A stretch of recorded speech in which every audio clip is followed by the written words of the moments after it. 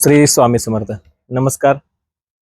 येत्या 20 तारखेला म्हणजे शुक्रवार दिनांक 20 मार्च 2026 या रोजी आपल्या स्वामींचा प्रकट दिन असून या दिवशी जवळपासच्या कोणत्याही मठामध्ये जाऊन आपल्या इच्छापूर्तीसाठी एक नारळ घ्यायचा आणि त्याच्यावरती थोडंसं पाणी लावून त्याच्यावरती अष्टगंध लावायचा आणि एक फूल आणि अक्षदा वाहून हा नारळ स्वामी समर्थांच्या मठामध्ये किंवा मंदिरामध्ये जाऊन तो नारळ आपण स्वामींच्या चरणावरती ठेवत असताना सर्वात पहिल्यांदा तो नारळ हातामध्ये पकडायचा आणि पकडल्यानंतर स्वामींना एक प्रार्थना करायची की इथून पुढे माझ्या आयुष्यामध्ये जी काही संकट येणार आहेत त्या संकटांवरती मात करण्यासाठी मला धैर्य द्या.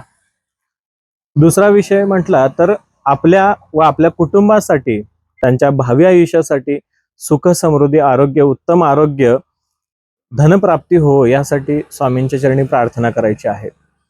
त्यानंतर तिसरा जो मुद्दा आहे आपण काय करायचं आहे की आपल्यामुळे भविष्यात कुणाचीही मन दुखवू नये अशी प्रार्थना करायची आहे आणि माझ्यामुळे कुणाचंही वाईट होऊ नये, समोरच्याचं भलं किंवा समोरच्याचं चांगलं बघण्याची क्षमता माझ्यामध्ये निर्माण करा, इतरांना सहकार्य करण्याची क्षमता माझ्यामध्ये यावी आणि इथून पुढचे जे काही आयुष्य आहे ते तुमच्या चरणी आणि तुमच्या सेवेशी मला मिळावे हीच आपल्या चरणी प्रार्थना आहे असं म्हणून तो नारळ त्यांच्या चरणापाशी ठेवायचा आहे.